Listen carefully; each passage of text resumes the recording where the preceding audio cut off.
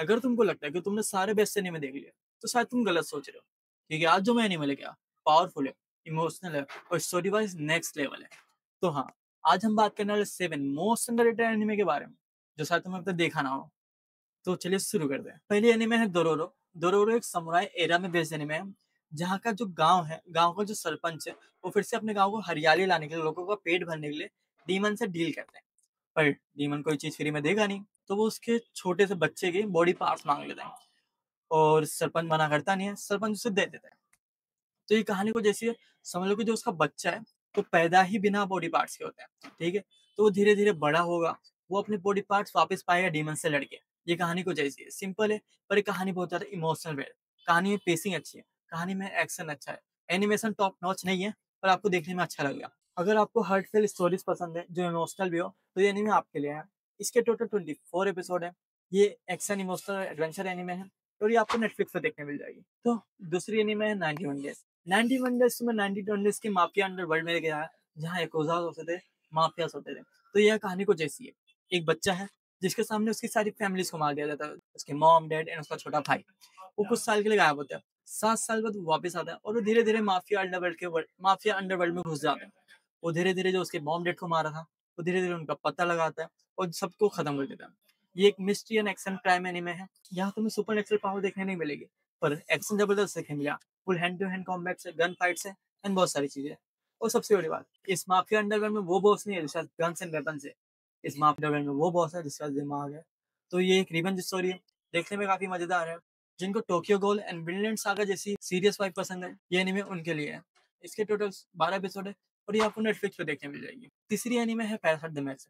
ये एनिमे इंसान and monster की लाइन को इतनी ब्लर कर देता है, sometime you will get confuse कि इंसान को इंसान क्या बनाता है। इस कहानी की शुरुआत कुछ ऐसी होती है, कुछ एलियन जो अर्थ पे आ जाते हैं, और उन्हें सर्वाइव करने के लिए वो इंसान के दिमाग में घुसना होता है। उन एलियन को हम पैरासाइट कहते हैं, ठीक है।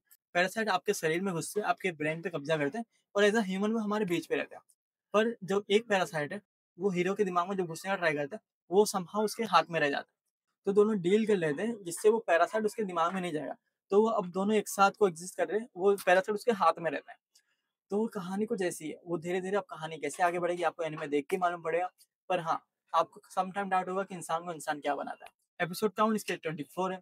ये एक action body horror and psychological anime है। अगर आपको jujutsu Kaisen and chainsaw man जैसे एनिमे पसंद है, तो आपको ये एनिमे बिल्कुल पसंद आएगी।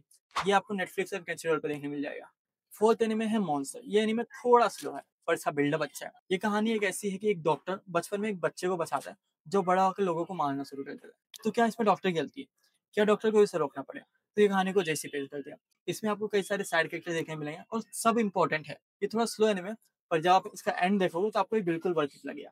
इसके टोटल 24 एपिसोड है। ये mystery, psychological thriller and crime story है। ये आपको नेटफ्लिक्स पे देखने मिल जाएगा। और ये एनिमे उनको पसंद है जिसको डीप थिंकिंग एनिमे पसंद है, तो ये सबके लिए नहीं है। फिफ्थ एनिमे है बुंगो स्टे रॉक। डोंट वरी, ये कोई स्टे रॉक की कहानी नहीं है। ये एनिमे माफिया ग्रुप के ऊपर है। अगर आपको जुजुत्सु काइसन, चेंसो मैन जैसे स्टाइलिश स्कूल वाइब एनिमे पसंद है, तो ये आपको बिल्कुल पसंद आएगा। इसका एनिमेशन काफी अच्छा है। इसमें सुपर नेचुरल पावर्स है, जो माफिया ग्रुप है उसमें सुपर नेचुरल पावर, और सबकी पावर अलग है। अगर आपको लगता है कि आपने ऐसे कई सारे एनिमे देख लिए, लेकिन नहीं, ये लिटिल डिफरेंट है। इसमें आपको नए नए सुपर पावर देखने मिलेगा, उसका यूज केस देखने मिलेगा, और इसकी राइटिंग काफी अच्छी है। तो मैं बिल्कुल रिकमेंड करूंगा इस एनिमे को। इसके एपिसोड काउंट 53 है। ये एक super natural action and mystery anime है। इसमें आपको कई सारी चीजें देखने मिलेगी। ये एनिमे उनके लिए जिनको स्टाइलिश एक्शन और कूल एनिमेशन पसंद है। ये आपको क्रंचीरोल और नेटफ्लिक्स पे देखने मिल जाएगा। हमारी जो सिक्स्थ एनिमे है वो है इरेज। इसकी कहानी बड़ी सिंपल है। इसका जो हमारा हीरो है, वो टाइम ट्रेवल करके बचपन में पहुंच जाता है अपने लव्ड वन को बचाने के लिए। ये आपको सुना सुना लगे, जी हाँ, टोक्यो रिवेंजर्स में आप हमारी बात कर रहा हूँ।